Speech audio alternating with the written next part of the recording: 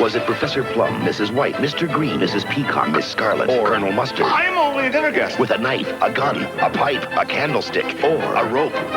Please! In the hall, lounge, dining room, kitchen, library, or the study. And to make a long story short, too late. Or did the butler do it? We've got to find out. Clue. It's a comedy with 3 different endings. Who done it? Depends on where you see it. Rated PG. Clue, the movie we dare you to solve, starts Friday. In a world where podcasts reign supreme, 2 friends dare to ask, do you even movie?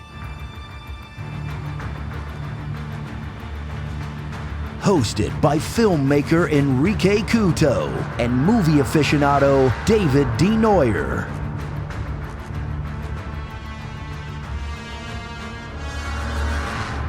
Spoiler alert.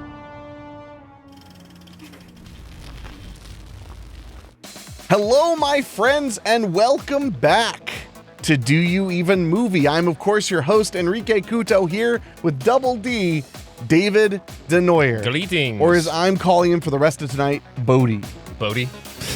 I mean, people aren't going to get that for what we're talking about. But Well, okay. no, because we just watched Point Break with Riff Tracks in the theater. Riff Tracks Live presents Point Break. So, I've got Bodie on the mind. Yeah, you've also got Point Break on the mind. I do. Well, I want to have a successful life like he did. Well, I mean, let's just go ahead and let's go ahead and just put this out in the universe as we talked about on the way home. Okay. I think that Point Break was ripped off by The Fast and the Furious, and I find Point Break not to necessarily be the better movie, but I think Point Break is fucking awesome.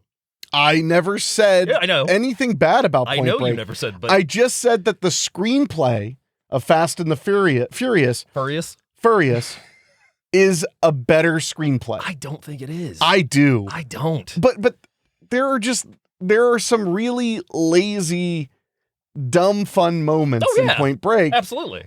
And don't get me wrong, there's a lot of dumb, but I think that the problem is you're thinking about the Fast and the Furious series, which gets dumber as it gets more fun and silly. There is weight I'm to talking that. about that first movie, which was surprisingly grounded. It is, but at the same time, I haven't seen it in a good bit. I will say that I haven't seen Fast and Furious in a good bit, but the more it was a while ago that I was listening to a podcast and they compared the two. Well, first of all, don't listen to podcasts. They're full of loudmouth assholes who don't know anything. I was listening to a podcast and they compared the two, and it was more so that thing where it's just like, oh shit, yeah, that absolutely is kind of like a ripoff of Point Break. I mean, the idea that criminals are adrenaline junkies, not super new. Yeah, not at all. If there had been like a shitload of surfing in Fast and Furious, I would say you really have a point and like, wow, they stole. But the surfing swapped out with car racing. Okay, I mean, you could say that about every movie then. Well, go ahead then. You could be like, well, I don't really like Philadelphia because it's basically just the Wizard of Oz. It's just the Wizard of Oz, but they swapped going to Neverland or whatever with AIDS. Wow.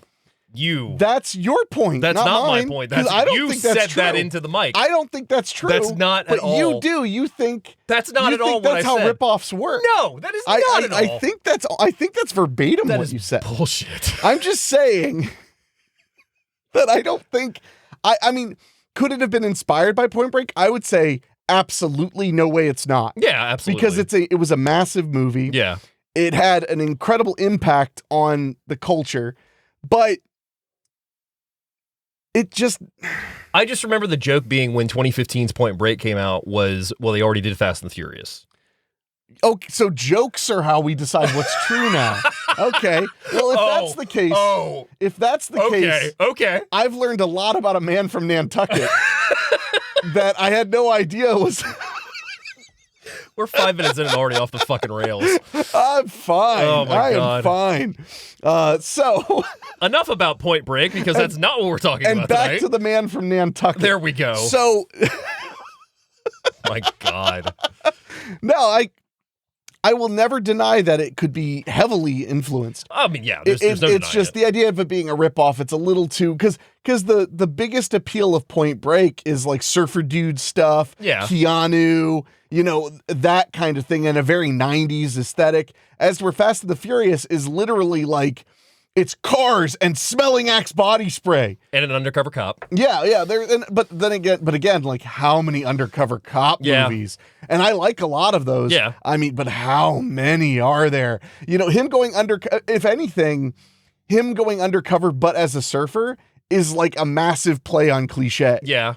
In and of itself. Well, and I will say the big separation, at least from the opening of the two films, is we meet Johnny Utah. He's joining the FBI literally on the first day. Whereas with Fast and the Furious, we meet Paul Walker. He's familiar with Toretto and his gang of people, but the first run-in with Toretto doesn't go well. Whereas Point Break, it seems to go pretty well with Bodhi as they kind of hit it off. At that point. Well, and that's part of them building up the heartbreak of them, having to turn on them. Yeah. Which is the one thing about Point Break I always pick on is like it's so obvious the bad guys are his friends. Yeah. Like it's so obvious. But anyway, I like Point Break. And I think it's a lot of fun. No one throws a pit bull in the Fast and the Furious as a weapon. No, sadly no.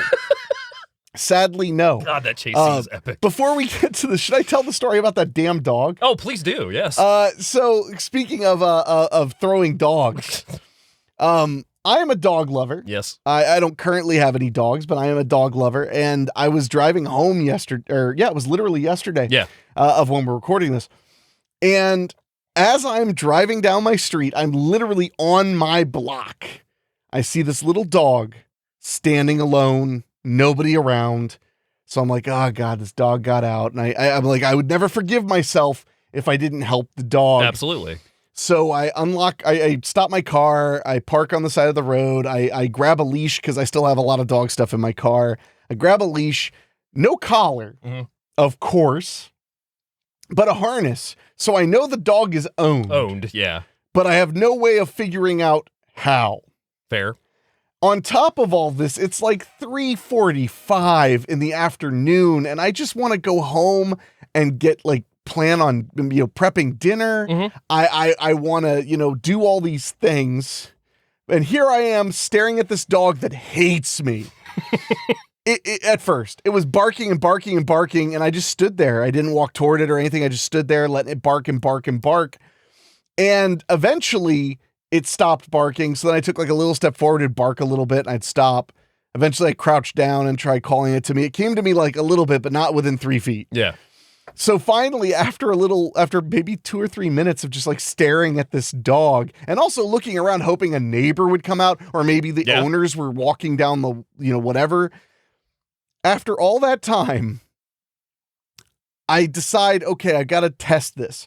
So I start walking away from the dog, and the dog starts following me. And I'm like, oh, okay. So he's very friendly dog, trusts people. That's a good thing.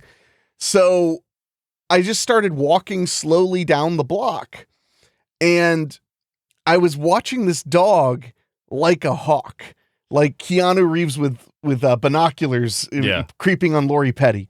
And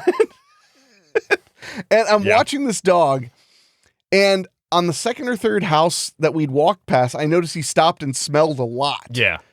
So I was like, okay, maybe I understand dogs. Good sign, yeah. Maybe I understand dogs, because I figure either this might be the dog's house or this is a house with another dog in it. Yeah. So I see it sniffing around, so I walk up the driveway, and it runs past me up the driveway and right up to the house, to the door. And I'm like, this is your house. So I knock on the door, and there are just these 4 kids. Probably the oldest was 13 years old. The 13 or 14-year-old spoke the most English. Yeah. So I got to dust off my Spanglish in order to make sure they knew, your dog is okay, but, please get it a collar with your address on it. And they're like, okay. And I'm like, all right, you guys take care. And they're like, thank you. So as I'm walking away, I get in my car, I literally close my door and start my engine, and the dog is just sitting on the front porch. He'd went out back and already escaped again. Oh my God. It was a little dog, so I'm guessing there was a hole in the fence he discovered, or he dug a hole or something. Yeah. So I stopped the car. I get out again. I walk up to their house, knock on the door. Luckily, I didn't have to explain anything because this time I opened the door and I just pointed at the dog and like, oh my God, adios míos. So they like bring the dog back in. They're like, thank you. And I'm like, yep. And I'm like, all right, I gotta go home. Yeah. I can't spend my whole day helping this family with their dog. Absolutely. But I felt almost superhuman for my ability to stare at a dog intensely and observe its body language. That's fair. I was like, wow, I guess, the 6 years of dog ownership I had weren't totally wasted in that I felt like Ice-T in Surviving the Game. Oh my God. How he was just like, yo, dogs and I, we have an understanding. That's how I felt after I'd helped, except this was like some kind of like a corgi, Yorkie like thing with big ears that was only like 6 pounds. Yeah. So I'm like, hey, me and the dog, we get each other. We understand each other. Yeah. And then I'm like, anyway, I want some snacks. So that's your adventure. Yes. That was my yesterday adventure. And very amusing. I was so relieved because there are 2 other times in my life I've rescued loose dogs. Yeah. One time there was just a friggin' adorable pit mix loose and friendly, like incredibly friendly. I ended up having to grab it by its collar. That's how friendly it was. I'm a stranger. Yeah. And it let me grab its collar. It didn't growl or anything. And I just walked it to my backyard, put it through the gate, shut the gate behind it. And I went, all right, who the fuck owns this dog? Yeah. And I started stomping around. Luckily, it turned out to be across the street neighbors had just adopted it. I don't know how long ago. Not that time you were attacked. I was by literally dogs. getting ready to bring that up. Yeah. Yes. Well, that was a wonderful experience. My God, dude, that was fucking scary. Oh, cry about it. No, I leave your house. It's after midnight at this point. Like you were walking. We were hanging out after midnight. I left your house after midnight, and I'm going to my car, which is parked in your driveway. And then all across the street, all of a sudden, this dog just comes running up. And I thought it was barking. 2. No, it's just 1. Oh, okay. I thought it was because I both. remember you hanging out your front door, going, "Get your dog!" I was screaming at their house. Yeah, because I didn't know how else to. Well, because the fucking dog came to the door and was even barking when I ran inside. Oh yeah, no, he was like up at my door. Yeah, and so I would have to open the door. I was just yelling, "Get your dog!" just toward their house. Yeah, I have a loud voice. Apparently it worked. It did work. Which makes me wonder if I can yell things at my neighbors while they're in bed and wake them up. Probably. All right, we'll test this before you leave. Test some new powers. Oh, God. But no, so that dog, luckily that turned out fine, but I was like very nervous. But then one time I was driving down a main road over here and there was just a little dog wandering.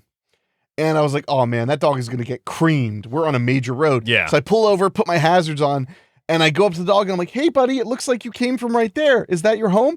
And the little thing just looks at me and goes, ah! And I was like, fuck. Yeah.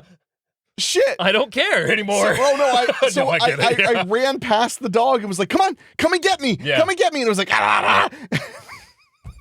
And finally I got it to the back door of their little gate. And I just opened it and I tricked the dog into getting in there, slammed it behind me. I was like, oh. And then I went up to the Ring doorbell and just pressed the thing. I was like, your dog is in your backyard.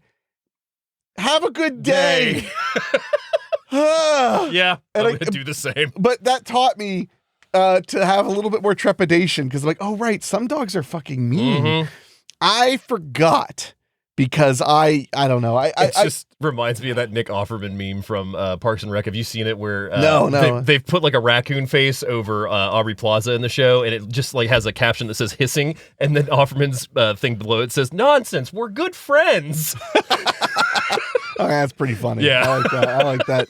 So anyway, long story short, dogs, funny. I like them. Band's best friend. Holy shit. So it was you in the backyard with the dog sealing the fence is what you're saying. Maybe. I see what you did there, and I'm stopping it right now. There will be none of this. None of this. None of that. Anyway, so tonight, as we wrap up, not Mull-Gust. We're not wrapping up because we have one more. We're over halfway. I know, we're halfway. That's wrapping it up. Okay, I'm just making sure that you realize we have one more We're movie. beginning to wrap it up. And also, sorry. We will end with the other name here because our good friend Patrick gave us Mulling Around, and I kind of do like that. So we're mulling around in August. We're mulling around in August. Okay. I mean, I hate that substantially less, but that's not saying very much. Not much, no. There are many things I hate less than Mull-Gust. It wasn't my brightest idea. Eating mothballs. I hate that less. Crunching on, what is it, tin foil? Because I just thought of chewing on freshly microwaved tinfoil. God, no. There you go. All right, fair Taking a deli toothpick and putting it under my big toenail and kicking a soccer ball. That's not the worst place you could put it, but yes. Anyway. We digress. The audience just is all cringing. They're like, I hate this show. 15 minutes in. Unsubscribe. Nothing about the movie. What movie? No, exactly. So tonight we're talking about the 1985 film Clue. And the film with the most Mull. Most Mull, yeah. I mean, because this was one of his biggest feature films. Yeah, I would say compared to next week, what we're going to be closing out with, which we'll tell you at the end of the show, obviously, these two in a row that we have probably have them. Because, I mean, he does have a significant role in Mr. Mom, but the more that I think about it, he is only in 3-4 scenes. I mean, he's a major supporting player, for sure. Yeah. But he has a lot of great comedy bits in this one. No, well, really. Crazy, right? I mean, it's just the most famous ensemble comedy maybe of all time. Yeah. I mean, and a legendary ensemble. Which, before we get into it, what's your history with the game Clue? The game? Mm-hmm. Nothing. I didn't have friends growing up. So that's why we played at the lounge now. Who was I going to play Clue with? I mean, I played it on the SNES. I never had that option. I never thought about that. I showed you my sheet during one of our live streams because the best thing about the Clue SNES game is that you could make an accusation. When you make an accusation, you lose if it's wrong, and then the computers just keep going. So if you have 3 or 4 computer players, you can just watch Clue happen. That would be I would call that my friend simulator when I was a kid. Oh God. Yay. But no, I mean, I played Clue a lot growing up. Actually, Clue was a game that we played. We had family game nights every now and then. Of course you did. Yeah, we were white. The most wholesome goddamn family. But we played Clue a pretty good amount, and more so to the fact I really didn't even know a movie existed until Comedy Central got it, basically. I actually think I knew about the movie before I knew about the game. Wow, that's impressive. Yeah.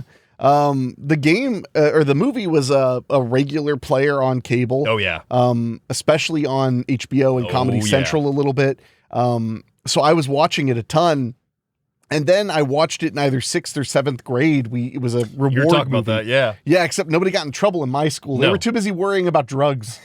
At your school, they're like, no, we punish teachers for stuff. It was one of my favorite teachers of my junior high time. He decided a couple monthly movies that we had, which was the celebration we had if we didn't get any sign-ins or anything like that, and he chose 2 movies that got him in trouble separate times, if you missed homework or you were disrupting class, like a write-up. Yeah. Well, I assumed a lot of places have different names for that. Yeah, we called them write-ups. Write-ups, yeah. We had you had to sign in basically or sign. Well, so if you refused to sign, then there was no penalty. There was no penalty.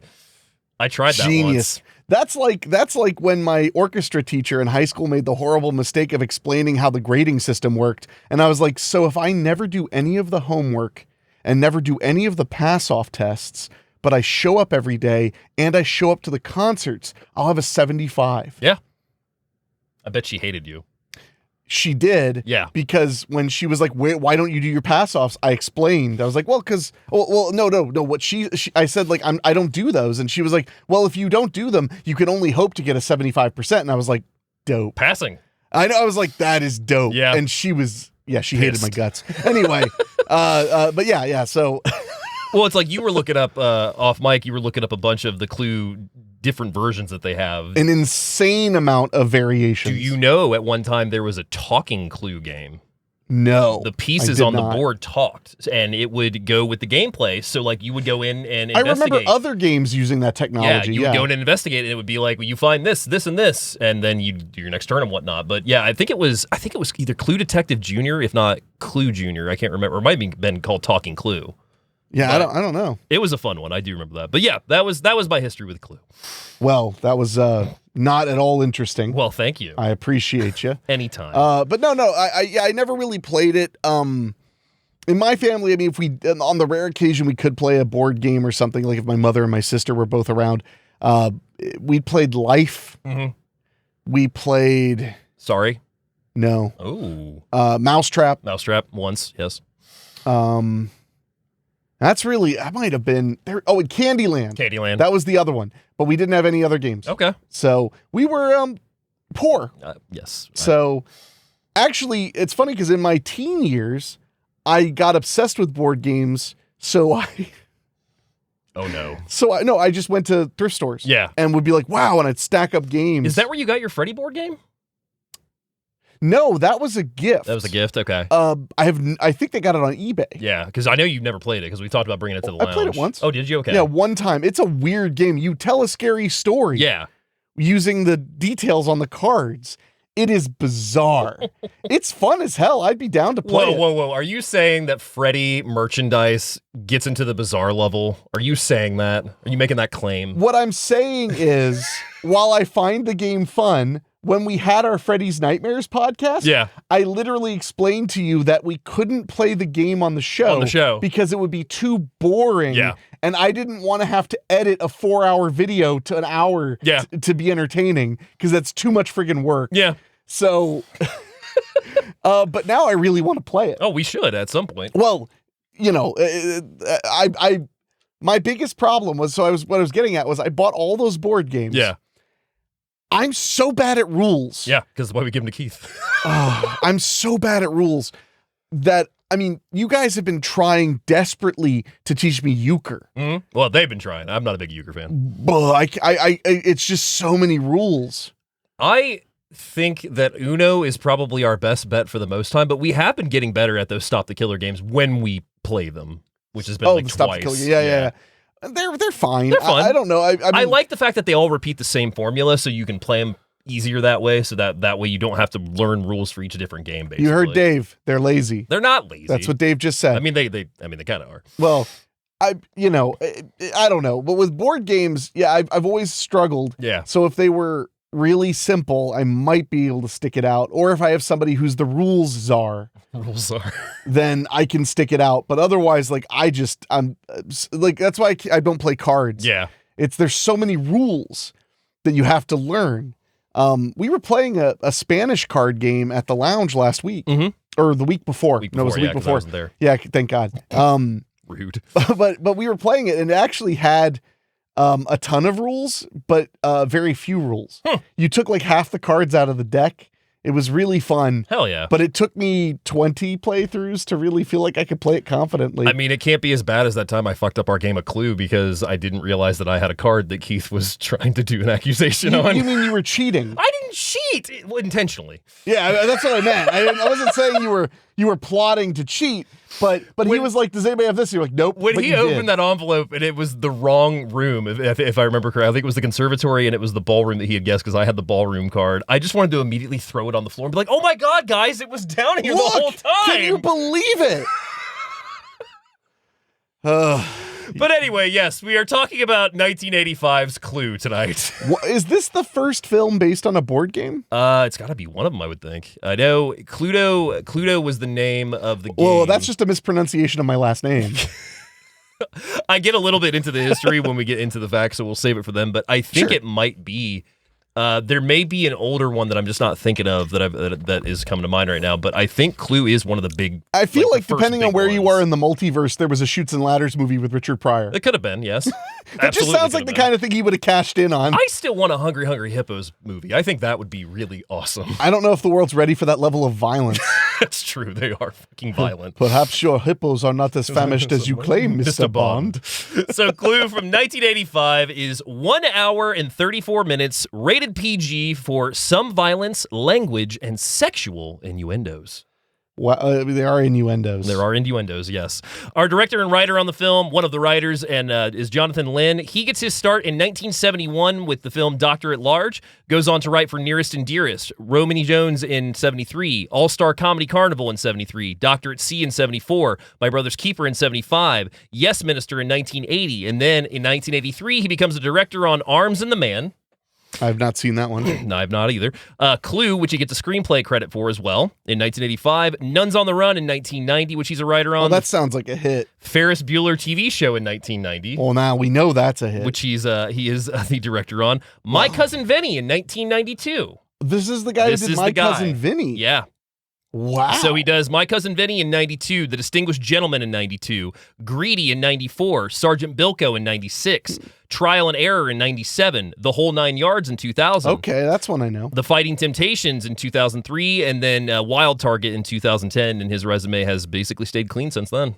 Stayed clean. Stayed clean. It like wasn't active. he's no longer addicted to the drug of making movies, huh? So Lynn has a screenplay credit on the film. The other writer is Mr. John Landis, and I only focused on his writing credits for this one. I did throw in a little directing. Well, that makes sense, yeah. So he gets his writing start in 73 with Schlock, which he directs. The Blues Brothers in 1980, which he's a writer and director on. American Werewolf in London in 81, which he's the director on and writer. Coming Soon in 82, he's the director on in that as well. Twilight Zone the movie, he directs a segment and directs the prologue and directs his story. Yeah, of course. Yes. The Thriller, Michael Jackson video in 83. Clue in 85, which he is the screenplay on. An American Werewolf in Paris, he gets characters for in 97. Blues Brothers 2000 in 98, which he gets a directing on as well. Susan's Plan in 98, directing. And then Masters of Horror in 2005 with The Deer Woman, which he's writer and director on. It's actually really cruel to only read Landis writing credits. Isn't it, though? Because most of that stuff, like you literally mentioned a movie he only had characters on. He was mostly known as a writer-director. Yeah. So most of the best stuff he did, he also directed. Yeah. Just want to mention that because as I was hearing, I'm like, man, these later ones. Yeah. Although Deer Woman's one of the best Master of Horror episodes. I would like to go on record too. I think we've said this before, maybe even on the Freddy's podcast, but the what was technically season 3 of Masters of Horror, Fear Itself, I think is, you and I both agree, is a very underrated show. I think it's superior in many ways. As much as I hate to say it, because Masters of Horror, the whole concept was to let them kind of make whatever they wanted as long as it was 50 or 60 minutes. Yeah. I think that hurt a lot of it. It did. I mean, if you hear Mick Garris talk about it, it's not glamorous. Oh, really? Oh, no. That's why season 3 of Fear Itself went the way it did. You mean why it turned into Fear Itself? Itself? Fear Itself, yeah, sorry. Well, and it was on broadcast, so their budgets were bigger. And I think that having that, I can't think of the word. Ensemble? No, I was going to say format. Oh, format, yeah. Having that format of TV to kind of keep you disciplined. Yeah. I feel like that really helps. And I think, too, it goes without saying that season 1 is way superior to season 2. Season 2 has some good episodes, but 2 is a bit of a drag to watch sometimes. Yeah, well, because by that point, the novelty was running low. Yeah. The other thing that helped Fear Itself was that they did bring in TV directors and stuff, too. So, and they made some scary stuff. They made some really good stories on that. It's kind of a bummer. That was an era. Yeah. An era that's over, where horror fans still had these demigods. Mm-hmm. There was a lot of demagoguery. People would say, Argento, bro. Dante, bro. Dante. They would say all these people, but most of them hadn't really done much in a while. And I'm not saying that that's rightfully so, but I'm saying like a lot of them were kind of past their prime. They were kind of low on great ideas. Well, I mean, your first season alone, you had, why am I blanking on his name? Phantasm. Don Coscarelli. Coscarelli. You have Coscarelli, you've got Landis. Well, Coscarelli's was one of the best ones. Absolutely. And I think Larry Cohen's for first season Pick Me Up is one of the best ones. It's a really good one, too. Yeah. But the second season's where it started to hurt.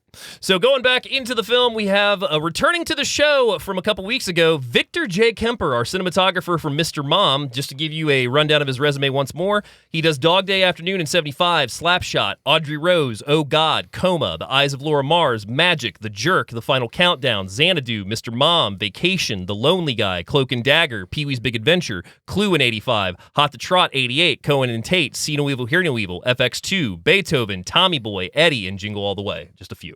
Wow, yeah, yes. It's a hell of a career. Yes. So moving down to our IMDb synopsis, it says, 6 guests are anonymously invited to a strange mansion for dinner, but after their host is killed, they must cooperate with the staff to identify the murderer as the bodies pile up. That's fine, but it's so dry and it's sterile, like it was made in a hospital. Maybe I can fix it. I doubt it. My synopsis says, 6 guests receive invitations to a mansion where dinner turns deadly. When the host is found murdered, together the group must figure out which one of them is the murderer. I like it. I think if it was 6 strangers that's good. instead of guests. Yeah. Because them all not knowing each other is like a major part of the intrigue. This is true, yes. The intrigue. But then again, I'm sitting here trying to figure out how to market Clue, which would be the first time anybody did, right? That's... Yeah. Anyway. Yeah. Oh, buddy. Moving down to our cast, we have Mr. Tim Curry, who plays Wadsworth in the film. 242 credits on this man's resume. That's over 240 credits. He starts in 1970 with Ace of Wands, ITV Saturday Night Theater in 1970, The Rocky Horror Picture Show in 75, 3 Men in a Boat in 75, The Shout in 78, Times Square in 1980, and I would like to give a shout out to the film Times Square. Kino just released it. Kino Lorber just released it on Blu-ray probably about 4 years ago. A really, really underrated drama that has a lot of the New York background of the 80s, has a really good soundtrack to it. And Tim Curry's character is a radio DJ who's trying to make these 2 girls famous that are musicians. It's a really good flick. Huh. I might have to bring that over to sometime. I mean, I'd be interested. I just want to hear Curry try and do a radio voice. I mean, he does pretty well. Oh, good. I mean, I wouldn't be. He's not like he's known for being bad. No, I mean, and I would also like to just say that if you have not listened to any of his albums, Fearless is one that came out, I think, in the early 80s that I have on vinyl that I love that album, which has his song Paradise Garage, and it also has I Do the Rock, which is one of his most famous singles. Reggae? Mm-mm. Oh. I just assumed it would be reggae. That's fair. So he does Annie in 1982, The Plowman's Lunch in 83, Blue Money in 85, then Legend in 85, the same year as Clue. He does Clue and Legend back to back. I can't imagine Clue had a very exhausting production schedule. Probably not. Yeah. The Worst Witch in 1986, which is something Halloween. Something.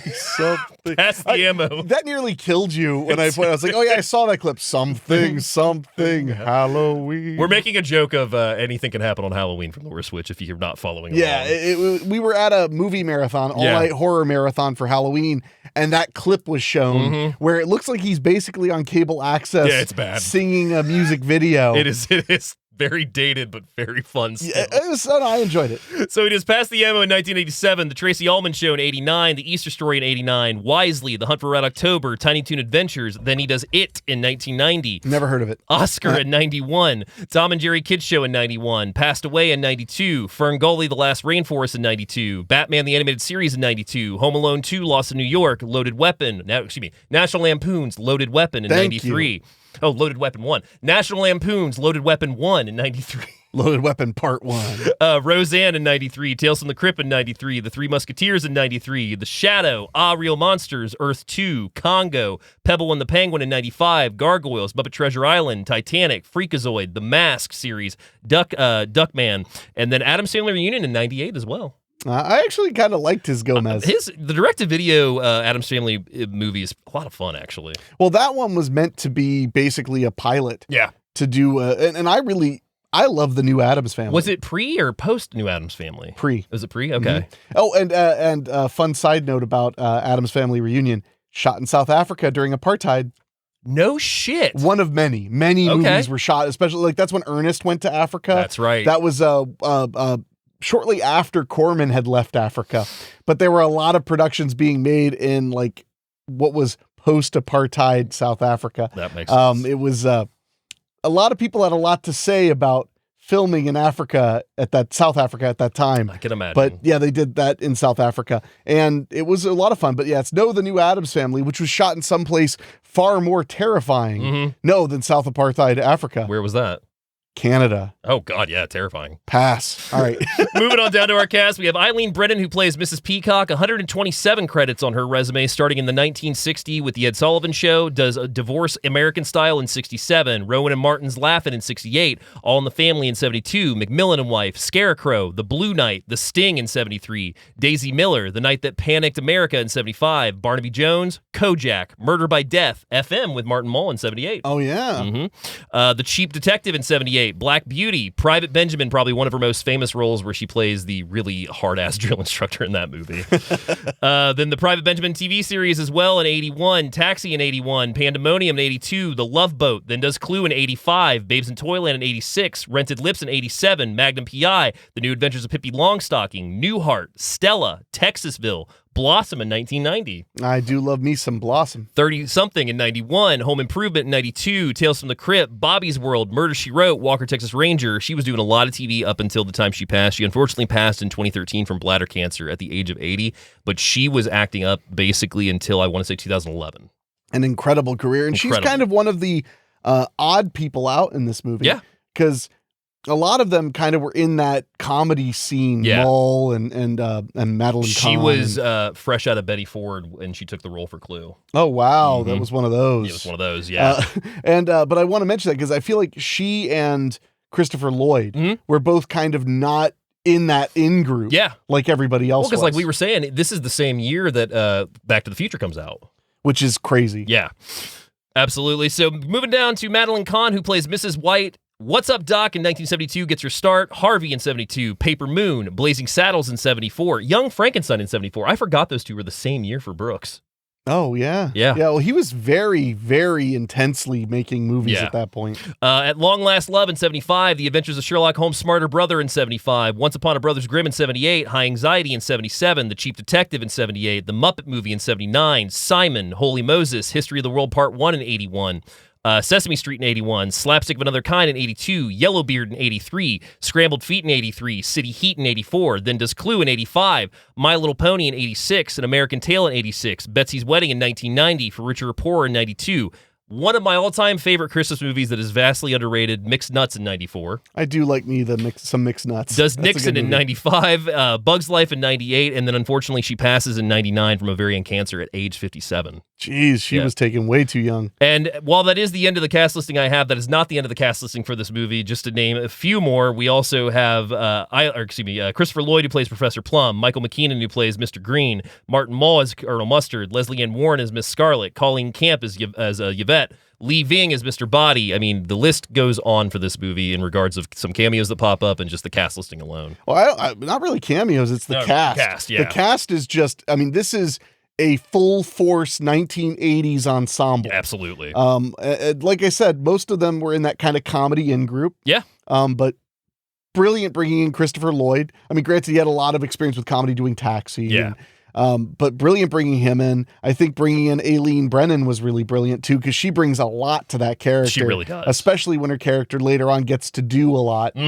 In one of the several endings. One of the several endings, which I have some fun trivia about those endings, by the way. Well, I don't care. So, Clue is currently available on Pluto TV at this time. You can also rent or buy it. If you are a physical media collector, I cannot recommend enough the 4K that Shout recently just put out. I actually borrowed your copy of it and got to check out the bonus features. Cheap bastard. And we just watched the print of it today, and it looks phenomenal. Yeah, that 4K print is gorgeous. So, what was your first time watching Clue? Well, I'm going to go ahead and go with my first time watching the film in its entirety, which was definitely in school. Yeah. It was one of those, 90s kids. It was one of those wheeling the cart with the TV strapped to it in because we'd all done really well. We'd done our tests. So now as a treat, we're going to watch Clue. And I had never seen it from beginning to end. Yeah. I had only seen it pop up on TV. And that was where I really developed an appreciation of the film to where if it would be on TV or whatever, I'd always be like, oh man, Clue is on, got to watch it. Yeah. Just because of the haphazardness of the endings, the running around the mansion super fast, the farcical horror movie elements too. It's not a horror movie, but it plays with that space. Oh, absolutely. A big mansion, thunderstorm outside, all of that. That great line where Christopher Lloyd's, where she's like, why'd you stop the car? He's like, it's scared. It sees the house with the lightning and everything. That's all great. And I'll never forget when the singing telegram scene happens and she gets interrupted by a gunshot. I just thought that was the funniest thing on the goddamn earth. Because it is. I could not stop laughing like a fucking hyena. Yeah. In my 6th or 7th grade, it was social studies. Yeah. I could not stop laughing. That's awesome. It killed me. And it was also where I think I really figured out who Tim Curry was. oddly enough, I had been exposed to Rocky Horror way before I was exposed to that. You told me that. Well, yeah, I saw Rocky Horror when it aired on Fox. And I think it had aired on MTV. VH1 was where I found it. Or VH1. Yeah. One of those was airing it even before Fox did. Yeah. And I remember what a big deal it was when Fox showed it. So, not a huge fan. I know you're not. But I know you're not. I know, but we're doing a show too, David. Yes.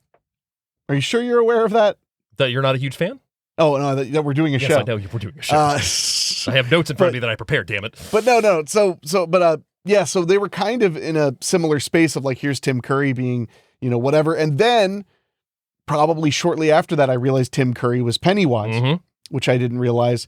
So, and then also Congo. That's another favorite Tim Curry movie. I think it of took mine. me like 5 or 6 watches of it to realize that was Tim Curry. Oh, in Pennywise, It? yeah. Oh, okay. I was gonna say for a second I thought you meant like Clue. In Clue, I was like, he looks so familiar. I was gonna be like, Dave, you need to go to the eye doctor. You're like, I also sat really close to the TV. I was always squinting. Well, because I remember, because I found it because it was on TV at my grandma's house when I was turning into a horror fan. She was like had told me it was on. I'd watched it like hugging the TV like this and looking at it from the side. Then I started watching it when it was like on Sci-Fi and USA. And I remember it was one time specifically that I was like, man, where do I know that name Tim Curry from? And then Mom was like, oh, that's Frankenfurter. And my mind just fucking imploded. So I saw it very young. Yeah. But never realized. But I'll tell you why. Because all of the road trips to New Hampshire, it's 15 hours each way. Yeah. My mother would listen to books on tape. And I would sleep, be awake, goofing around, whatever. And I didn't know, all I knew was that Stephen King was scary. Yeah. Because she would listen to his books and they would be kind of creepy and then I'd fall asleep and I'd miss stuff. So then years later, I'm at the library and I'm like, I want to watch a scary one. And my mom's like, oh, you should watch it. And I was like, Stephen King. And I was like freaked out. It was the 2 tapes. Yeah. Oh, yeah. Yeah. And I remember that just being mortifying. I watched the first half on a Friday night and the second half Saturday afternoon. Terrified. Oh, yeah. And that's how I found out who Stephen King was. Is I was like, he was that creepy guy. At first I thought he read the books because I didn't know any better. I'm like 7. Yeah, obviously. So I thought he was the creepy guy that reads the books on the tapes. And then I realized, no, he's the guy who writes them. And was creepy, So being the it nerd that I am, I have to ask, do you remember if it was the original VHS release that had the cover of the book on it and then the actors at the bottom, or the re-release with Pennywise on it? I want to say it had Pennywise on it. Yeah. But that's a memory that could be completely false. Hard to say. I just remember it grabbed me and a picture of a book wouldn't do anything. It's like those distributors where they were like, when Evil Dead was getting put out, Book of the Dead. Yeah. No one's going to see that, kid. Evil Dead. That's the movie. Yeah. So my first time watching Clue, it was, like I said, we played the game so much growing up. So I remember, I don't know if it premiered on Comedy Central. I think it was just on Comedy Central. And immediately my mom was like, oh man, Clue's on. And I was watching it with her. And immediately was just sucked into it because it was a murder mystery. It was fun. I recognized a lot of actors, even if I didn't know who they were at the time, but I'd seen like Martin Mull and Sabrina and stuff like that point. So it immediately won me over. And then it just became a staple on Comedy Central. Yeah, sure. And it also became a staple on Encore because I remember when we would have that free week of premium cable. They would do weekends. It would be like 3-day weekends. Yeah, I could always like basically guarantee Clue was on one of the Encore channels. Oh, I remember the free weekends. Oh yeah. But no, I love the style of it. And as I got older with it, obviously, I picked up a lot of the humor that you don't get when you're a young kid. Well, because basically it's full most of innuendo. Of the plot. Yeah, well, but it's full of sexual innuendo nonstop. So that is the first time watching. Are you ready to get into the breakdown of the film? What the hell? At 43 minutes in, let's do it. Well, it's not. There's not that much to break down. There's really not. So no, it's because it's plot point. I was gonna say, and I'll go ahead and say this: if you have not seen Clue, please stop the podcast now, watch it, and then come back to us because you had 38 years. You had 38 years. What we're gonna say is a spoiler, yes, but also the dialogue in this movie is what makes the movie so much fun. I mean, we can't capture everything, like the gags and everything. I mean, there's so much to it. So we open with a shot of a sky, and we hear the wonderful John Morris score of Clue kick up, and we watch a black car approach the gate to the mansion as we meet Wadsworth, who is played by Tim Curry. Arriving at the mansion, he goes up to the door, throws the guard dogs some meat to get them off, and then he enters and greets get Yvette. them off him. Get them off him. Oh, yeah, get them off. That's bad. I was trying to help. Yeah, that's fair. I was, where is it? Please, no, David. Too late. Trying to help. Too late. So then he enters and he greets Yvette, the maid, and he also goes to see the cook. And that's when we see Colonel Mustard, played by Martin Mull, arrive. At least that's the alias that they're giving him for tonight, because no one is allowed to know each other's names. Yeah, no real names, just code words. Code words and aliases only. So then that is followed by Mrs. White, who is hinted at already being familiar with Yvette because we walk in and she kind of gives her a side eye. So immediately we know that there's some tension going on with these people. Well, they're all, as far as we know, Yeah. strangers. Yes. Which is the most classic element of any murder mystery or any people gathered in one place. Yeah. Is who secretly knows each other. Yeah. And I mean, and there's always the conspiracy, the worry of conspiracy. it goes without saying that this is a huge homage to the Agatha Christie novels and films. You don't say. Crazy, Well, right? I think the game was. Oh, yeah, the game too. was absolutely, yeah. So down the road a bit, we also meet Miss Scarlet as her car is broken down. She is picked up by Professor Plum, and they realize that they both have an invitation to the Hill House that is addressed to them separate with blackmail entailed to it. Oh. They are going to be invited to this dinner to have an unveiling, which we'll get to here shortly, as we meet Mr. Green, who arrives as well, and shortly after that, Scarlet and Plum arrive, and shortly, dinner is served as Miss Peacock arrives, and Wadsworth assigns everyone a seat as they sit down to the dinner. Miss Peacock begins to dominate the conversation a bit. Like, she's talking about everything and making them, like, go cross-eyed. Yeah, a bit. Yeah, she's definitely one of those old broads who could just yap. Yeah, and she even comments on one of the dishes that they're serving is one of her favorites, which we'll get to later on in the story. Well, there's a lot of hints. All right, you don't say. I see what you're doing. Do you? No. Good. So they all sit down to dinner, and that is when we also find out that Plum speaks for working for the World Health Organization. Scarlet reveals that she and Colonel Mustard also live in the D.C. area, and this leads Green to question if anybody else works for the government. Shortly, the bell sounds at the door, and we meet Mr. Body, who may or may not be the host of this evening, and he questions what everyone is doing here. Mr. Body, played by the great Lee Ving, the lead singer of Fear, by the way. I knew it. Yeah. I recognized that name. Yeah. That's bizarre. Have you seen the Decline of Western Civilization documentary? No. Oh man, I need to show you that because the Fear performance at the end is fucking nuts. Do they still love living in the city? They still love living in the city, and also he opens his show by basically just insulting all the crowd for coming to the show. Don Rickles did it first. That's true. That's very true.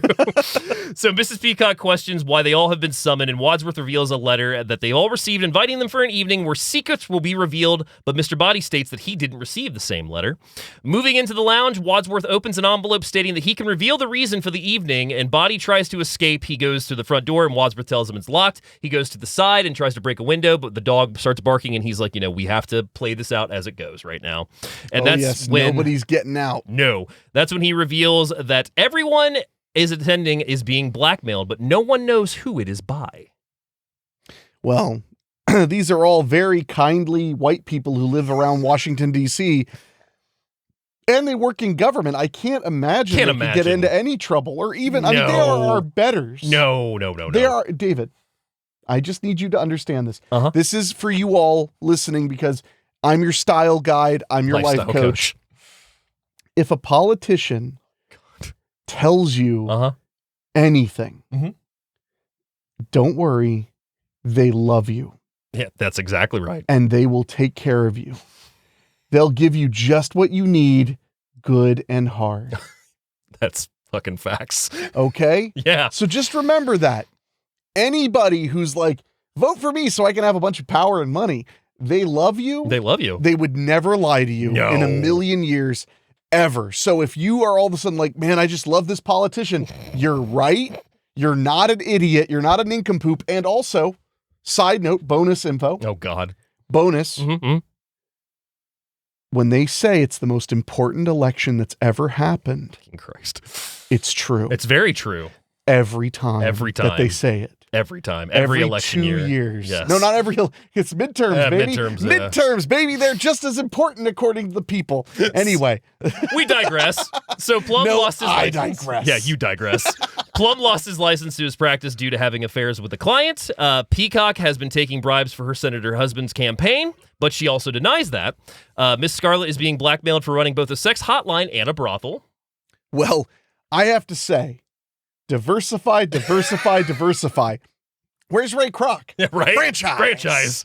Wadsworth suspects Colonel Mustard of doing dirty business, creating extra funds, allowing him to drive the nice car and live the life that he does, and he denies that. Oh, he says his mommy and daddy died and left him money. Yep. White is scorned lover who tried to kill her second husband, tried to kill her first husband, but he ended up dying on his own, apparently. Second husband disappeared and was never found, and that is also the second of 5 husbands. Yeah, she's got a bit of a Black Widow thing going on. That she does. And then we also find out that her most latest husband was instead found decapitated and castrated. Well, that's a hell of a thing. And the second husband, as I mentioned, disappeared and foul play was suspected. Mr. Green then takes the opportunity to declare that he works for the State Department and is a homosexual, and he has no shame. I do love that he just volunteers all the things that you could be. Yeah. You could be blackmailed for. I think that's very funny. It's like great. somebody's threatening to leak your nudes, so you post them. Yeah. And then you're like, your move, creep. And the one thing that I'll say about Green, too, is he repeats through this movie that he didn't do it. Every time when he has blood on his hands, literally. Oh, yeah. That's the best. There's blood on your hands. I didn't do it. So, leaving Body to unveil that he is the blackmailer, which causes Mustard to confront him, but it's quickly dropped because he goes to fight Body. Body fights him off, and then Body is kneed in the balls by Mrs. White. Well, it seems like a move she's familiar with. This is very true. Wadsworth then unveils the police have been called and they will be there to arrest him within 45 minutes. Mr. Body states that it won't be that easy, and he goes to retrieve his bag from the hall, which he states the contents will help make up their minds in regards to how the evening is going to go. Opening it to reveal black gift boxes wrapped in a purple ribbon. He instructs the group to open them, revealing that Scarlett has a candlestick. Mrs. White has a rope with a noose on the end. Mr. Green has a lead pipe. Colonel Mustard has a wrench. Plum has a revolver. And Peacock has a knife. Yeah, so all of the, I think that's all of them. That's the original game pieces Yeah. that you try to solve the clue mystery with. Yep. So Mr. Body states that if they denounce him to the police, they will also be exposed. But if one of them kills Wadsworth right now, they will all be protected. And since he has the key to the front door, it seems like the wisest decision to do. I like the idea that the police are 45 minutes away. Fun fact, they are in regards to the time code of the film. They arrive at 45-minute mark. Really? Yeah.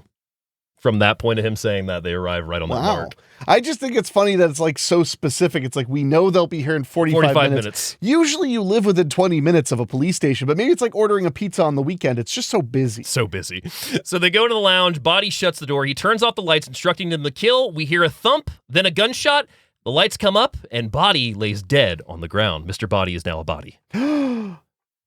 Peacock accuses Plum of shooting him since he had the gun, but they see that Body wasn't killed by a gunshot as no bullet is found on him, but the bullet is found in the wall. Peacock then goes to get a drink, and Plum suggests, well, maybe it was poison. So then she screams frantically. Yeah, and drops the drops the glass. Yeah. And then that's when Mr. Green goes over and slaps her, saying that she was frantic. She was screaming. I had to do something. Had to calm her down. Yeah. Which becomes a thing they call back to in the film. Suddenly then a scream echoes as they all run out to the billiards room, finding Yvette, who is upset, being locked in with a murderer, revealing that she was listening to the whole conversation on a recording. Plus, she drank the cognac as well. Yvette upset. Yvette is upset.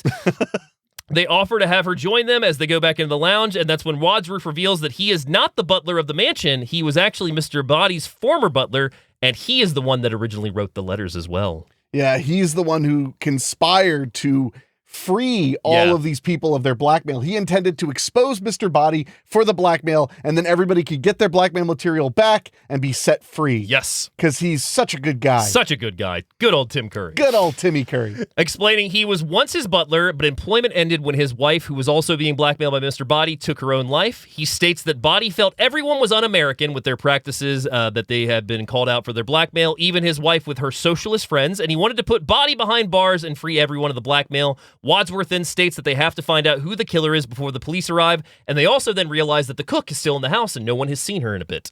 So they race to the kitchen, and at first there's no sign of her. Mr. Green goes, oh, she's not here, and then her dead body falls out into Mr. Green's arms, stuck in the freezer with a knife in her back. Now that's timing. That is timing indeed, and that's also when he has blood on his hands. Yeah. So that's when they realize the cook has now been killed. So Mustard demands an explanation from Wadsworth, and he has none. He then points the finger at Mrs. White, asking about how many husbands, and that's when she states that she has 5. But Peacock was the one that had the dagger when the cook was killed, and they put it down in the study, and she can't recall when that happened, though. So the knife is now been found, but also we don't know who had it last. Wadsworth suggests that they take the cook's body to the study, and they return to find Mr. Body's body is no longer there.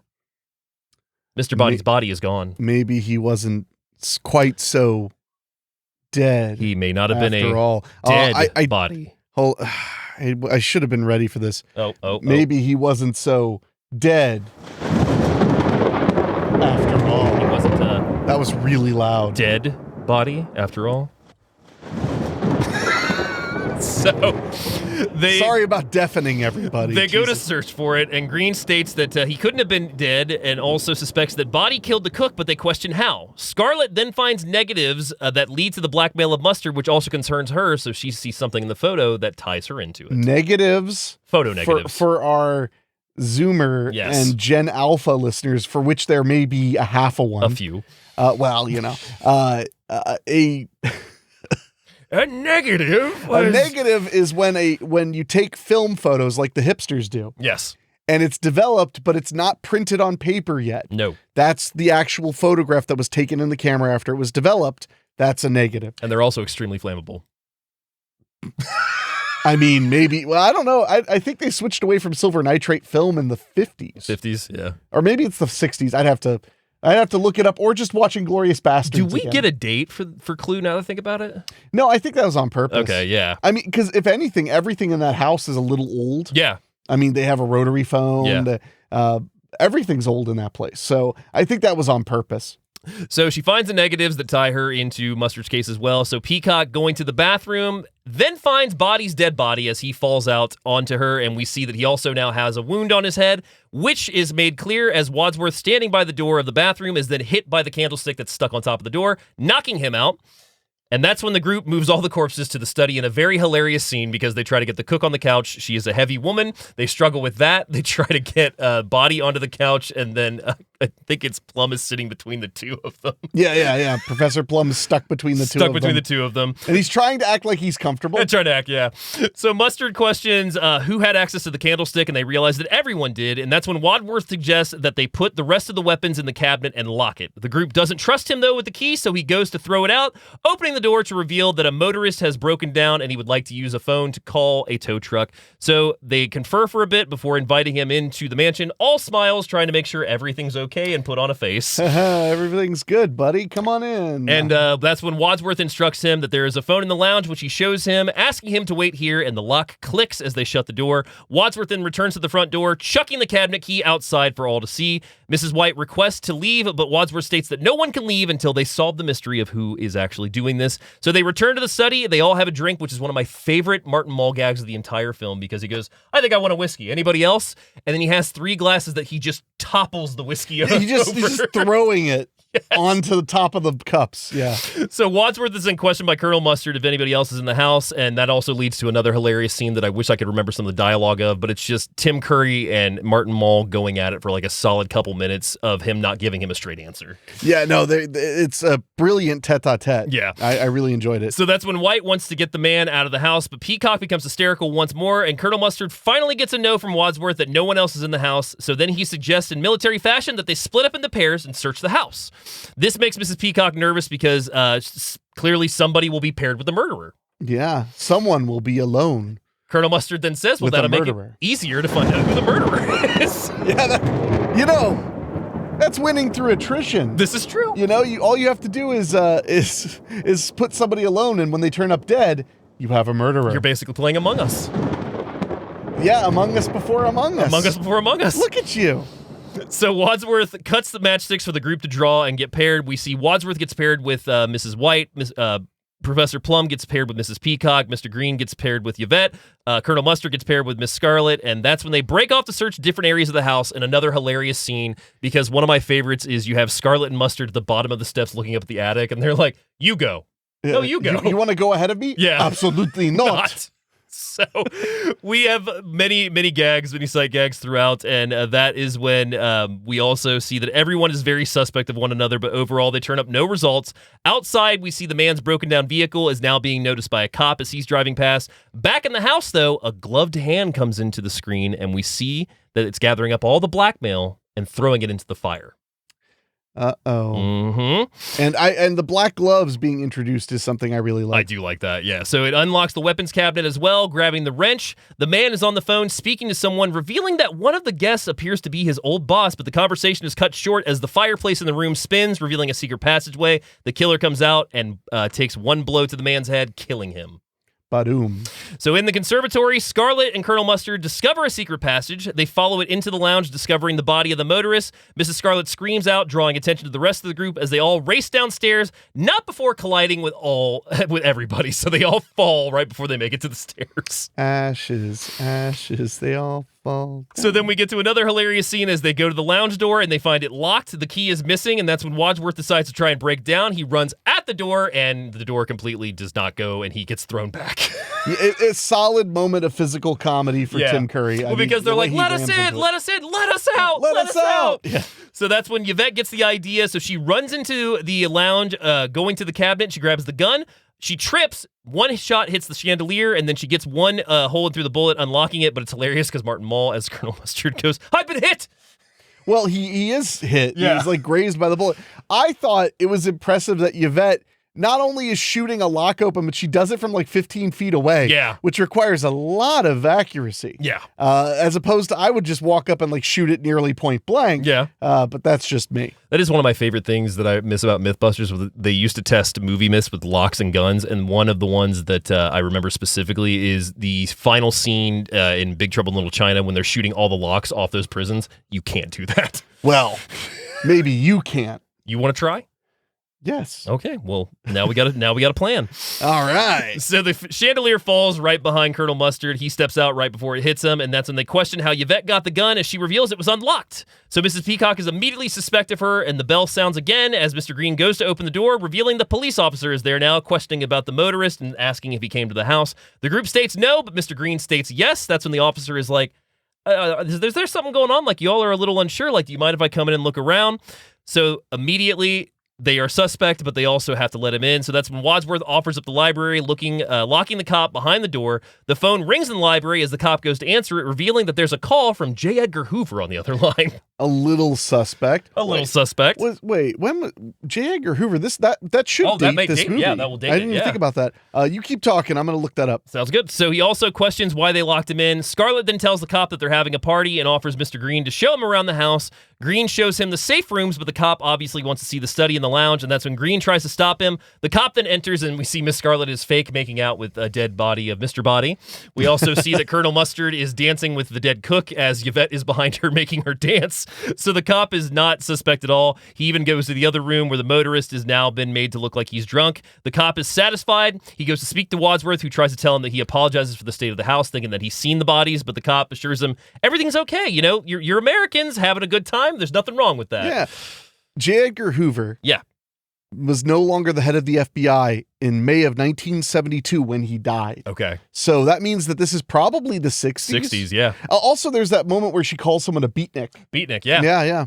So that's when the cop assures him everything is okay, but he does ask he use the phone. The cop is then locked in the library again, and they resume the search of the house. We then watch a gloved hand killer kill the power to the house as the group gets spooked. Yvette makes her way downstairs, entering the billiards room as a voice asks her, or tells her to shut the door and ask her if anybody recognized her. And she says she thinks that somebody did, but she's also lost her accent by this point. Yeah, that's because, we were all buying that accent. Yeah. But who even noticed she was talking half the time? So she loses her accent and states maybe, but suddenly the rope is wrapped around her neck as she is strangled. The cop is suspicious, but he does not see the killer sneak in behind him, striking him with the lead pipe. The bell sounds once again as a singing telegram girl starts her song, which is I Am a Singing Telegram, and then bang! Drops her down. Young 12-year-old me height of humor. Oh, Just yeah. could not laugh hard enough at that. So drops dead, the door is shut, the lights come back up, and the group meet in the entryway finding Yvette's body, which surprises no one. No reaction at all. Yeah, at this point, they've all had their fill. Yeah. They then move to the library, finding the cop dead. No shock still. Nah, none. And then they also recall that the doorbell rang, going to the door to find the body of the girl, realizing that now 6 murders have occurred in this evening. Well, that's more than 5 murders, That Dave. is more than 5 murders.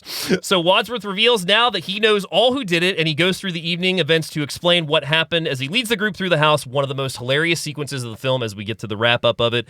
Tim Curry is running around the house acting out all the events as they happen. Yeah, it's like he's pitching a screenplay. Yeah. He's like, and that's when, and they all run. It's one of my favorite parts of the movie, the music cues, how excited it made me as a viewer. Yeah. Because you're like, whoa, because they're revealing the juicy The stuff. juicy details of it all. So it's great that it just, I mean, literally, I when we were rewatching it today, there's a part where when they're running through where it's just a shot of all their feet. Yeah. Running through the hall, and I was just like, it's so much fun. Good. And one of my favorite moments of this whole entire segment is Mr. Green just becomes the victim for every example that Wadsworth picks out. So funny, yeah. To the point where he throws him down and he's like, will you stop pushing me? No. And then shoves him into the bathroom. Shoves him. Yeah, no, it's so good. So good. So that's when he reveals the multiple secret passages through the house, also stating that the house belongs to a friend. So this is where we get to the 3 endings of the film, which we have the how it could have happened ending, which is that Yvette murdered the cook and body under the orders from Miss Scarlett,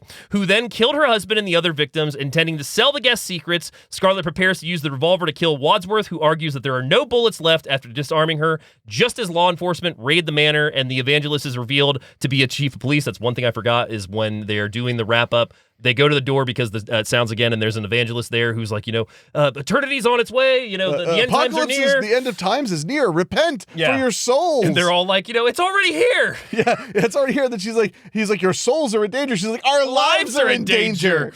So that's when the chief of police is revealed to be the evangelist, and Wadsworth further reveals he is an undercover FBI agent before accidentally firing the last bullet in the revolver as the chandelier crashes right behind Mustard as it falls. The second time that a chandelier falls and scares the hell out of him. So that's the how it could have happened ending, because at the end of the movie, we get these cards that say, oh, that's how it could have happened. Also, this way. Well, a movie so nice, we end it thrice. So this is the how about this ending. Peacock killed all the victims to prevent her exposure for taking bribes from foreign powers before holding the others at gunpoint to escape. To the others, confused with relief, Wadsworth reveals he is an undercover FBI agent again. Peacock is arrested outside the house before law enforcement raids the manors, and the evangelist is revealed once again to be the chief of police. That phone call from J. Edgar Hoover was for me. So that's when we get to the how it really happened. And apart from Green, everyone committed one murder in the film. Yes. Peacock killed the cook. Plum killed Mr. Body. Mustard killed the motorist. Scarlett killed the cop. White killed Yvette.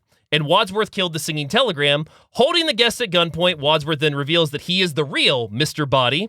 Plum killed the real butler and announces his intent to continue blackmailing them until Green draws his own revolver and shoots him, to where Tim Curry goes, great shot. Falling down, holding his arm, once again goes against the wall and then goes, very good shot. Yeah, well, he puts his hand at the wound, sees how much it's bleeding, and then it's like, very good shot. And then dies. Yeah,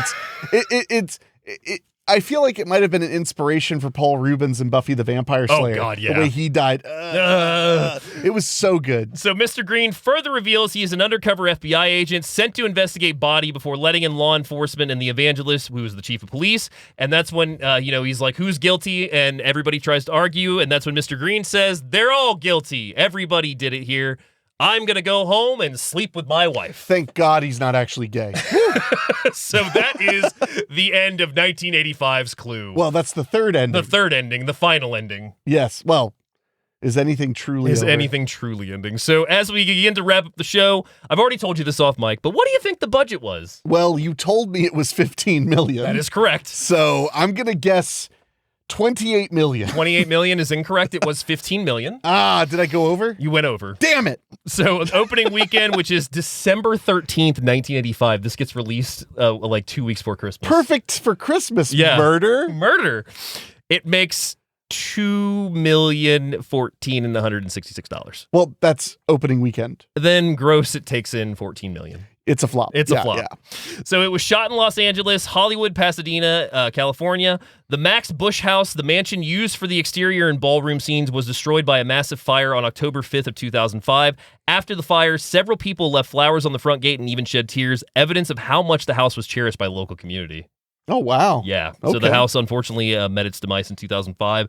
But did we figure out who did it? We did not figure out who did it. That is one thing before we wrap up the movie, even though we already did it, is he goes, who killed Wadsworth? And he's like, I did, in the hall with the revolver. Yeah, it's pretty good. Pretty great. Yeah. The first movie based on a board game, the board game Cluedo, was originally published by Waddingtons in the United Kingdom in 1949, followed soon after the American version with its better-known title.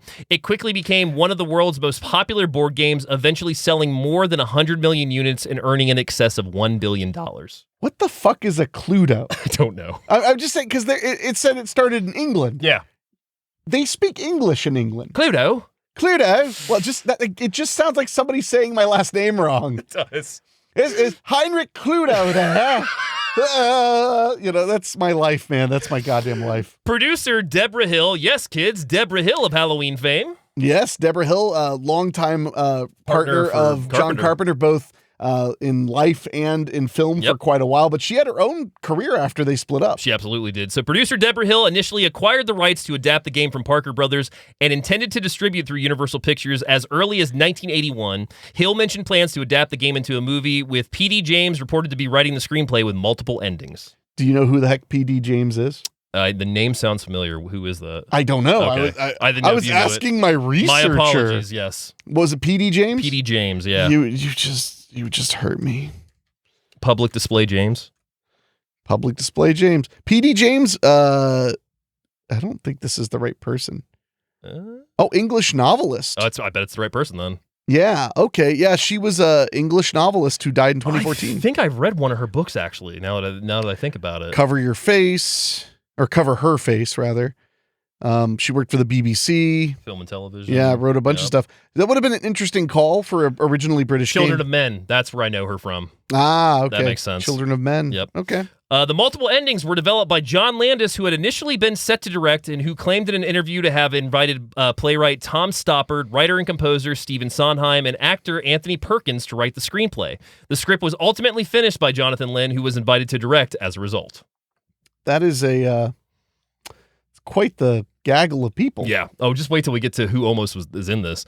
There was actually a fourth ending scripted and shot in which Wadsworth committed all the murders out of a twisted need for perfection in his life. He reveals that he poisoned everyone with a slow-acting toxin in their drinks. It ended with Wadsworth being killed by dogs as he attempted to escape by car from the house.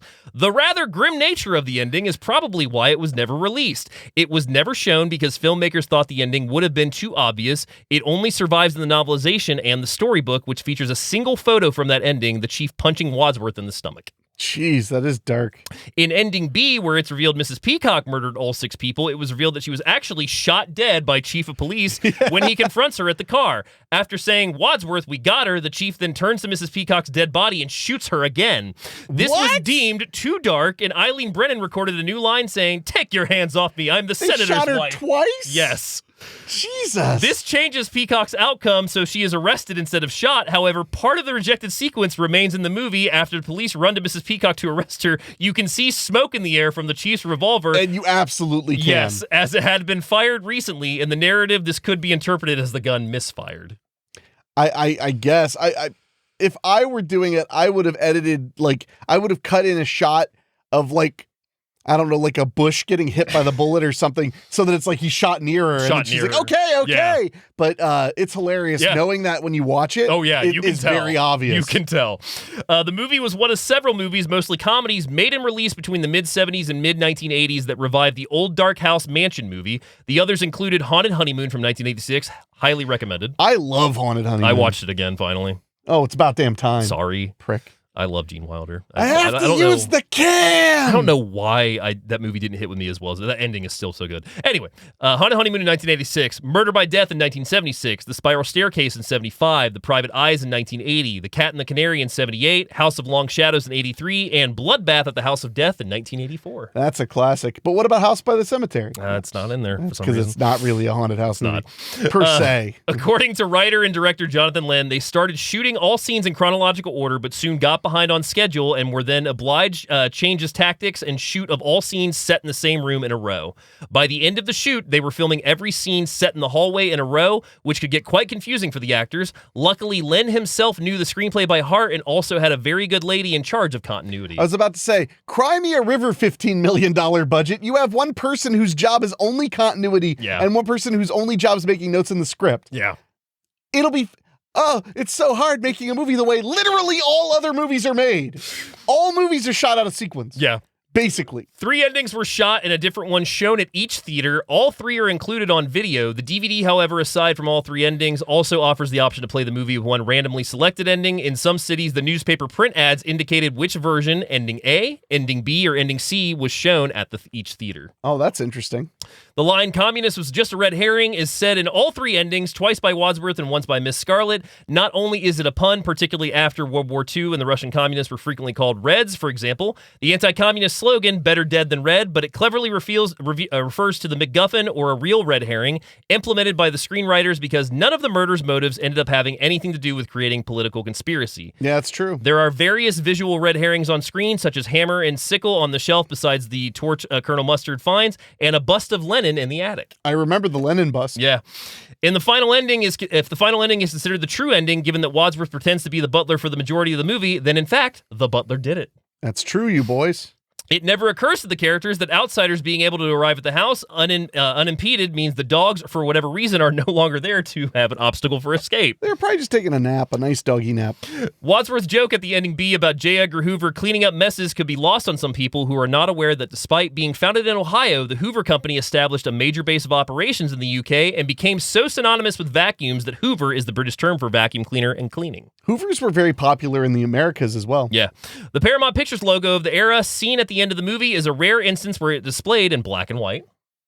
That's just a... Well, that is the definition of trivia. Yeah. The decor of the house includes portraits of Presidents Abraham Lincoln, James A. Garfield, and William McKinley, all of whom were murdered. I like that. Lee Ving, Mr. Body, is the frontman of punk rock band Fear and was chosen because of his name. Mr. Body will be Lee Ving soon. No, that's pretty good. Madeline Kahn's short Flames on the Side of My Face monologue about her hatred for Yvette and the French maid was ad-libbed. Oh, that's one of the best ad-libs of the whole film. Because you can almost see Mull breaking behind her. She's just describing hating somebody so much. She's like, flames. Holding her hands to the sides of red flames. It was like flames. It's so funny. The lead pipe isn't made of lead. It is steel-coated with zinc. A lead pipe is so soft it can barely hold its own shape and cannot be threaded as seen in this movie. However, since this is a fictional movie based on a board game, it doesn't matter. It doesn't matter. According to an interview with writer and director Jonathan Len, after a screening of the 25th anniversary on the movie's release, Carrie Fisher was originally cast as Miss Scarlet until she ended up in rehab for drug addiction 4 days before filming started. Fisher called Len and agreed to do a work furlough, which received approval on her... is that clinicians? I don't even know.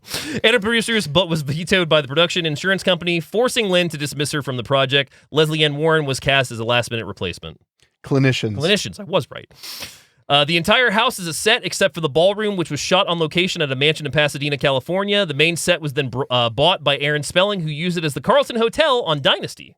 Oh, that's really cool. Yeah. Okay. Between takes on the set, some of the actors would play pool in the billiards room. Leslie Ann Warren could not partake in these activities because she wore an extremely tight corset that restricted her movement. Between takes, she would find places to lean on and rest.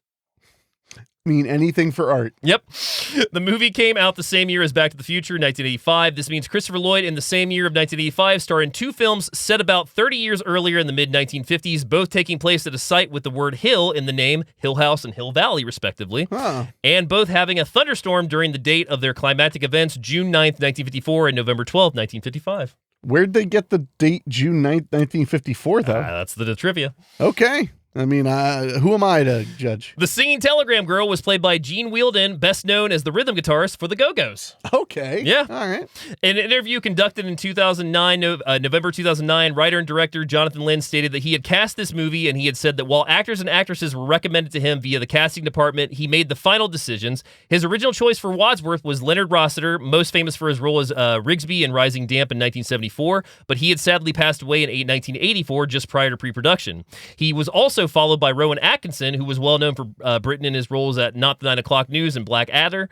but the studio felt that he was too unknown to American audiences to be leading actor in America. Mr. Bean was too unknown. Was almost Wadsworth. Whoa. Ironically, Atkinson went to huge success with his character Mr. Bean in 1990 in America several years later. Jonathan Lynn had known Tim Curry since they were teenagers and personally asked him to be in this movie. Well, I mean, Rowan Atkinson would have been an interesting choice. Absolutely. But he would have played it, I think, maybe a bit too dry. I could see that. Yeah, a little bit too British, even though they're both British, I'm pretty sure. Jennifer Jason Leigh, Demi Moore, and Madonna were considered for the role of the buxom French maid Yvette. Eager to earn the part, Colleen Camp went to her audition in a low-cut French maid costume showing a lot of cleavage. In a 2013 BuzzFeed retrospective, writer and director Jonathan Lynn admitted that although he was impressed with Camp's comedic acting skills, it was her well-endowed figure that ultimately convinced him there was no avoiding it. Yeah, I mean, if you haven't seen the film, then you don't know. And lastly, John Cleese was considered for the role of Wadsworth as well. That would have been horrible. I would not have, I would not have enjoyed that. Yeah. So what are your final thoughts on 1985's Clue? You know, fuck. It's tough because I really love the movie and it has a broad appeal. Yeah. So I'm going to say buy it. You're going to give it a buy it? I'm going to give it a buy it because you could watch it with your kids. You could watch it with your teenagers. You could watch it on a date. You could watch it anytime. It's very funny. Yeah. It's a great way to appreciate many very, very brilliant comedic minds who are no longer with us. And that's only going to be more true as every day passes. As it goes, yeah. So, I mean, being able to see Martin Mull in his prime, being able to see, I'm sorry. Madeline Kahn. Madeline Kahn in her prime. Eileen Brennan. Yeah, she was maybe, I don't know if she was in her prime. Not her prime, but you know what I mean. Yeah. Tim Curry in his prime. Prime, yeah. It's a special experience. Yeah. So I think that if you're a movie lover, which if you're not a movie lover, I don't know why the hell you listen to the podcast, show. Yes. I think it's a buy it. Yeah. I think you should own it. It should be in your personal library. I would agree with that. It's a buy it for me as well. I think it's it's probably the most fun of the mansion murder mystery movies. For one, the ensemble is fantastic. The score is great, and the movie flies by. Like like when we got to him being like, I realized you did it. I'm like, oh shit, we're almost done. Yeah. So, I mean, it's a lot of fun. It's a perfect movie, like Enrique said, for the whole family. And like I said, if you are a fan of the film and you want to see it in its best quality, that 4K transfer that just came out through Shout, highly, highly recommended. Yeah, no, I loved it. It is a buy for both of us. So going into our recommendations, as we always end the show with a couple, I have two this week. The first one being 1976's Murder by Death. 5 famous literary detective characters and their sidekicks are invited to a bizarre mansion to solve an even stranger mystery. A very fun movie, dated as always with the 76, but a lot of fun. The other one I'm going to give is 1982's Death Trap with Christopher Reeve and Michael Caine. A struggling playwright invites a young writer to his home to discuss a script, but the meeting spirals into a deadly game of deception and betrayal. Ooh. It's a good one. What's your recommendation? I would say probably Haunting in Venice, that very recent one, because that's probably, let's see, that was from 2023. Damn, last year. It's that new. It's literally like the Agatha Christie Halloween special. Yeah. It has all these spooky, fun vibes, but it is a murder mystery. Mm-hmm. It has all of the fun elements of a big house, lots of interesting characters, complicated backstories, everything coming together at the end and making sense to some extent. And also has the most upbeat ending of all 3 of those movies. That's true. You're spoiling it. Not really. No, but I really loved it. I really enjoyed the hell out of it. Yeah, it's a great one. So that would be my recommendation. That is a great recommendation. So would you like to know what we're talking about next week as we wrap up Mulling Around? I'm good. It's a first-time watch for you that I'm excited about. Oh, boy. As we are going with 1980's My Bodyguard. Okay. Yes. I don't know that movie. You know nothing about it, and I'm excited about that. I mean, I'm guessing Martin Mull's in it? Yes, he is. Although, I shouldn't assume that. We watched The Player, and Martin Mull is an extra in it. Martin Mull has lines in My Bodyguard, is a good character. I don't care what drugs he was doing on the movie. I care if he's a character who speaks. He speaks. He speaks, and he's the dad. But yeah, we will be wrapping up Mulling Around with My Bodyguard, which is also a great tease for what we're doing for September. Would you like me to go ahead and say it? Why the hell not? So, as always, that becomes the back to school time. So we are going to highlight some back to school films for September. But we have to take a little bit of a detour. Is that because of your birthday? Because of my birthday. It movie. is, yes. We're going to be watching I'll Always Know What You Did Last Summer. Are you fucking serious? Maybe. I've got a few days. We might be in luck. I will. I might change my mind. You better. Monster Squad's a great one. No. No? Glengarry Glen Ross? Ooh, no. If you fucking choose that, You're making me really want to. I know. I'm going to stop. You're desperately making me want to. Why would you choose a movie you don't even know if you like for your birthday movie? Because to piss me off? Well, yes. Because I deserve a little treat. Regardless, September will be back to school month, and we've got some great selections lined up for that. So yeah, we'll be kicking off that month in September, but we'll be wrapping up next week with My Bodyguard from 1980, which, if you have not seen, a really, really good flick with a very young Kevin Dillon, a very young Adam Baldwin, and a young Martin Mull. It'd be weird if you were like, and an older person. So do we have any emails? We have 3. Count them. Baby. 3 emails to get through tonight. So we're going to do these in the order they were received. Okay. This first email, the header is Mr. Mom. Okay. Hey guys, what a great movie. I love when he knocks out the mom's boss for yelling at the kids. Reminds me of my dad. I also remember working for AMC Theaters in 1989 and everyone saying, Mr. Mom is Batman? Yep. Fun movie. It really holds up well for its age. Thanks for the laughs and the great podcast. As always, I share and recommend this and Weekly Spooky to everyone. Awesome. Thank you. And that's from Kevin Pothoff. Thank you, Kevin. We talk to Kevin a lot on Facebook. We do. Yeah. Which, by the way, you can find us on Facebook if you type in Do You Even Movie Podcast. We'd love to have you there.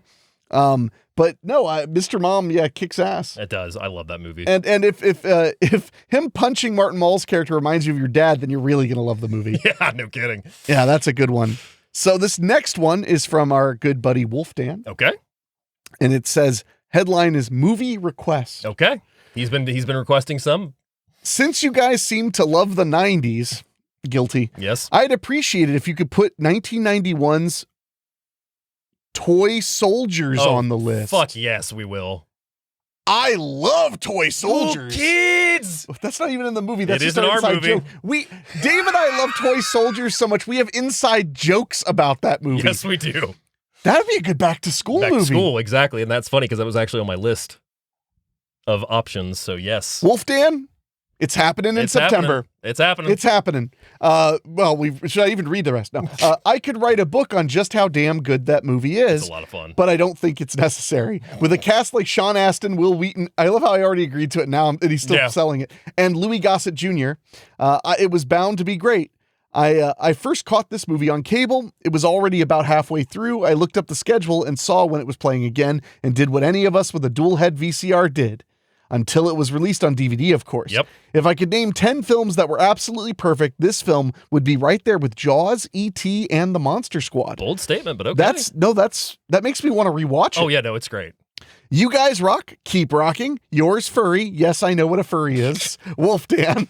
Well, Dan, you got your wish. Man, somebody else is getting a birthday wish on my birthday month there. Okay. No, we're going. No, we adore that film. Yeah.